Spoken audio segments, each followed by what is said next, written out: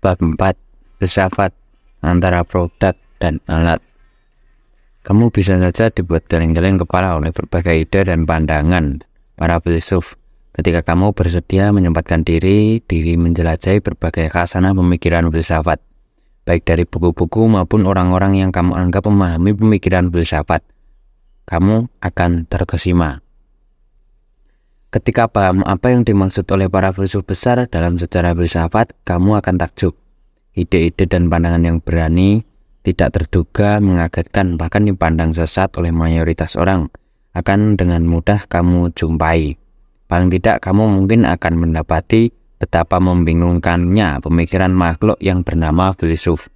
Bagaimana kamu tidak kaget jika tiba-tiba saja kamu membaca sebuah pandangan filsuf bernama Thales yang menyatakan bahwa alam semesta ini dibuat dari bahan baku air, atau Thomas Hobbes yang menyatakan bahwasannya sifat dasar manusia adalah saling memangsa, atau David Hume yang menyatakan bahwa segala hal metafisika, agama, dan semacamnya hanyalah omong kosong, hasil konstruksi gagasan manusia sendiri yang sebenarnya tidak ada. Atau Nietzsche yang pernah berteriak lantang, Tuhan sudah mati, atau seorang Karl Marx yang menyatakan bahwa agama itu candu masyarakat dan menjadi penghalang bagi kaum buruh untuk menyadari posisinya serta melakukan pemberontakan kepada juragan mereka. Ataupun Freud yang seakan berkata, sejelimet apapun kehidupan manusia, pada akhirnya muaranya pasti cuma satu, libido seksual. Pandangan-pandangan yang menabrak keyakinan umum tersebut tentu kemudian mendapat tantangan dari banyak orang dan banyak kalangan. Bahkan sangat mungkin pandangan-pandangan semacam itu membuat banyak orang tidak perlu menunggu lama untuk segera memberikan cap sesat kepada filsafat. Berbagai peristiwa dan data menunjukkan hal tersebut. Betapa banyak orang yang belum tahu banyak tentang filsafat lalu membaca 1-2 buku filsafat, merasa bahwa pemikiran para filsuf itu menyimpang dari keyakinan umum yang dipegangi banyak orang. Kemudian ia pun segera memberi cap negatif pada filsafat. Apabila dicermati, adanya kesenjangan pemahaman antara para filsuf dan kebanyakan orang berawal dari beberapa sebab, antara lain sebagai berikut. Yang pertama, seseorang filsuf tidak mau begitu saja menerima dan meyakini apa yang diterima dan diyakini oleh mayoritas orang.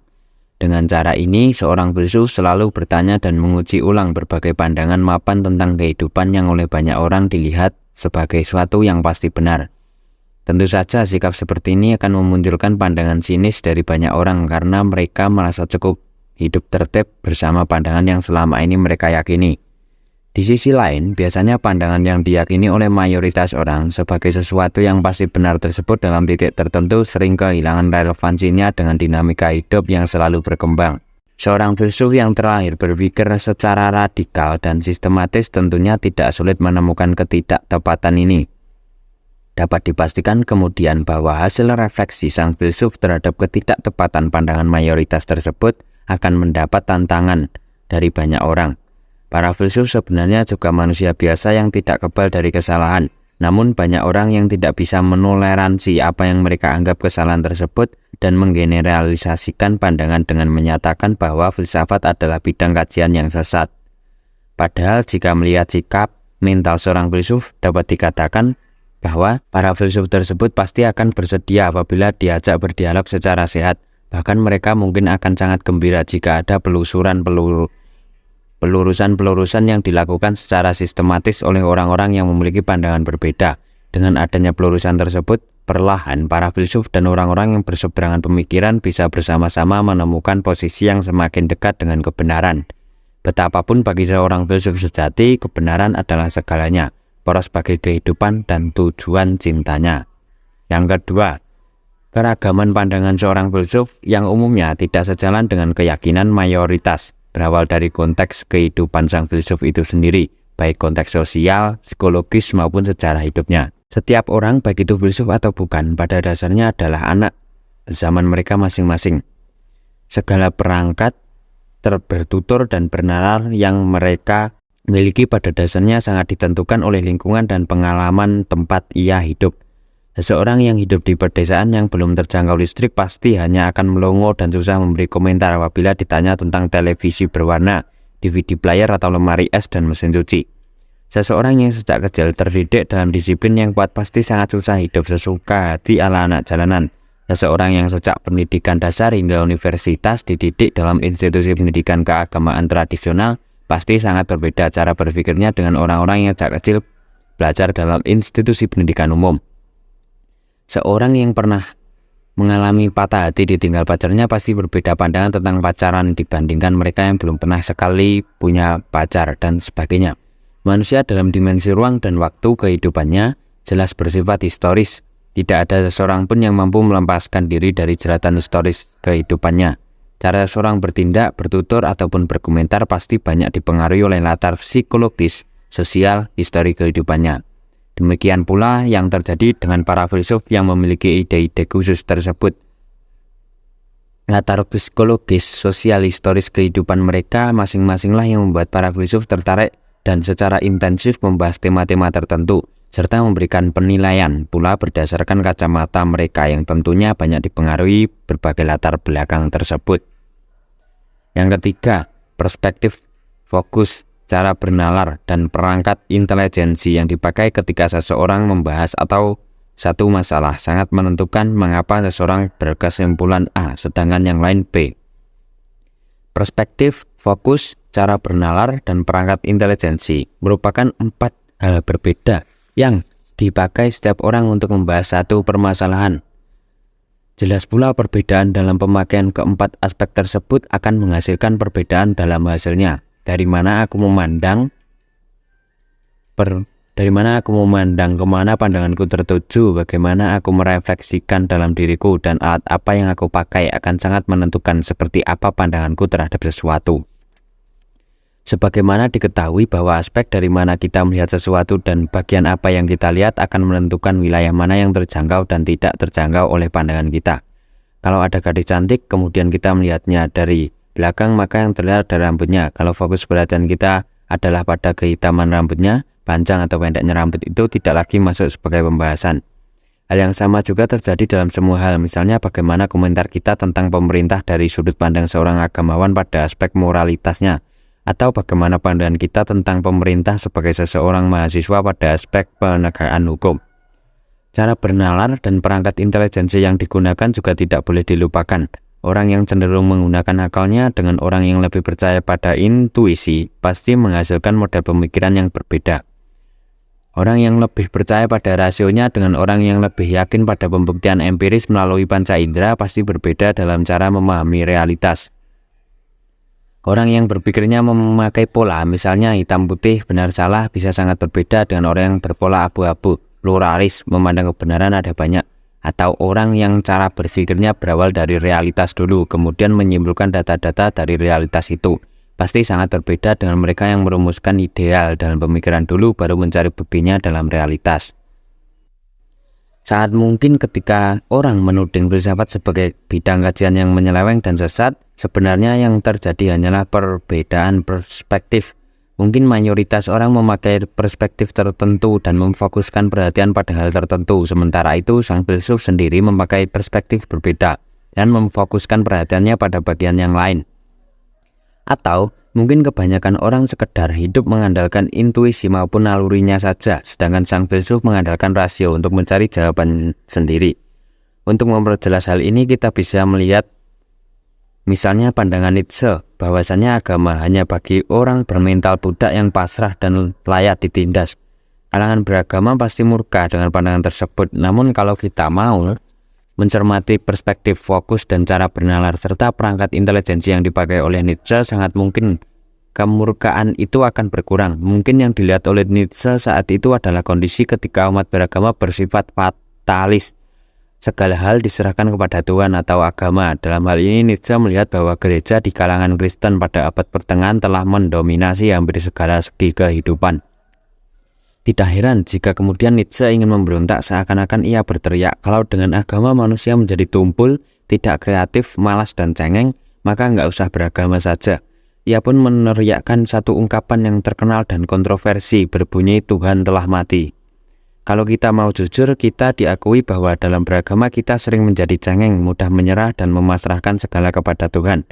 Kalau kita miskin, kita akan bilang bahwa menjadi miskin sudah takdir Tuhan. Kalau kita kalah bersaing, kita akan beralasan bahwa Tuhan belum menghendaki kita menang dan bukannya berusaha mengevaluasi mengapa kita kalah. Kalau lamaran kerja ditolak, kita akan beralasan bahwa rezeki itu sudah diatur Tuhan sehingga tinggal tunggu saja dengan sabar.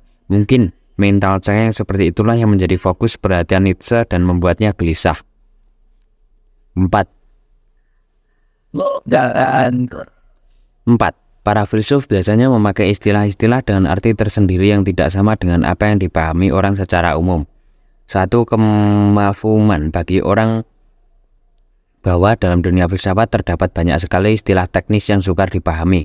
Masing-masing filsuf memiliki pengertian tersendiri yang tidak bisa dijelaskan secara ringkas.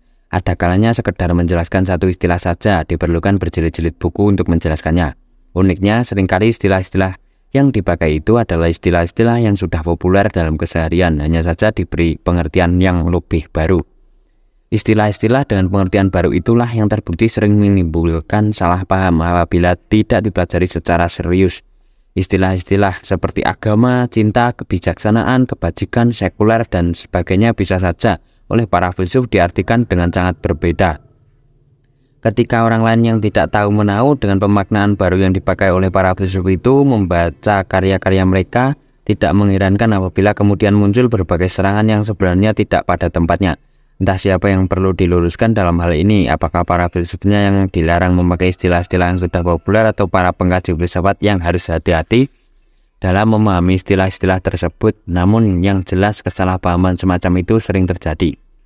Dampak dari kesalahpahaman terhadap porsi dan proporsi kajian filsafat di atas pada akhirnya membawa satu dampak yang serius, yaitu ketidakmampuan untuk membedakan antara filsafat sebagai produk dan filsafat sebagai alat.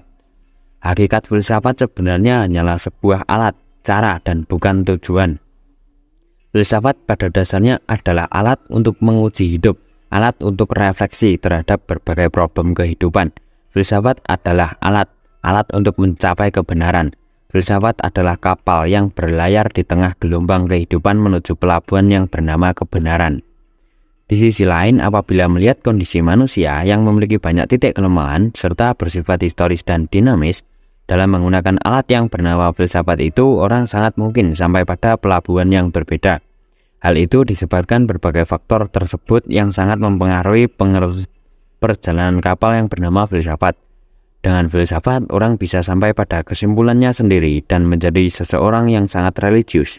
Dengan filsafat yang sama pun, orang bisa sampai pada kesimpulannya sendiri dan menjadi orang ateis. Kalau kita mau objektif dalam menilai, sebenarnya para penghuni dunia filsafat itu tidak melulu orang-orang yang uraan atau hidup semaunya sendiri, yang tidak percaya Tuhan, yang mendewakan rasio saja, atau yang meletakkan manusia sebagai yang maha kuasa.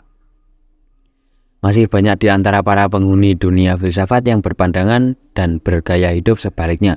Bukti yang paling terlihat nyata ada pada para filsuf yang berasal dari agama formal tertentu. Mereka adalah orang yang hidup dan bernalar ala seorang filsuf, tetapi tetap kuat memegangi tuntunan agamanya.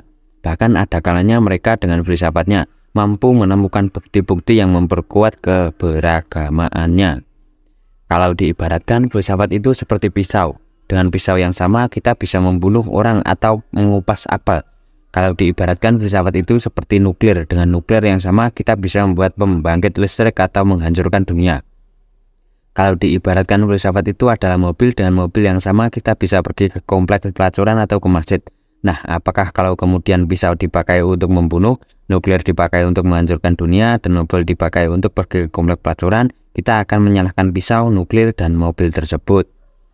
Kita harus bisa membedakan antara produk dan alat. Berbagai pandangan dan pemikiran filsafat yang selama ini kita anggap menyeleweng adalah produk. Sementara itu, perangkat berefleksi yang disarankan oleh filsafat dan kemudian dipakai oleh mereka itulah alat. Dan jangan takut dengan memakai perangkat berefleksi yang sama. Kita tidak pasti akan menghasilkan produk yang sama seperti mereka. Kita tidak sama dengan mereka. Kita punya hidup sendiri, kita punya perspektif, fokus, cara bernalar, dan pilihan perangkat intelijensi yang tidak harus sama dengan mereka. Ketakutan yang juga melanda beberapa orang terhadap filsafat seringkali adalah ketakutan untuk tersesat atau terjebak ke dalam lubang yang sama seperti orang-orang yang mereka anggap sesat. Sesungguhnya setiap orang, sebagaimana dibahas sebelumnya, adalah anak zamannya sendiri. Setiap orang punya asumsi-asumsi dan pandangan hidup sendiri yang berawal dari konteks tempat ia hidup. Asumsi-asumsi itulah yang kemudian akan menentukan setiap orang kepada perspektif, fokus, cara bernalar, dan pilihan intelijensi yang tidak sama satu sama lain. Karena keempat aspek tersebut tidak sama, produk yang akan dihasilkan pasti juga tidaklah sama. Maka berfilsafat, siapa takut?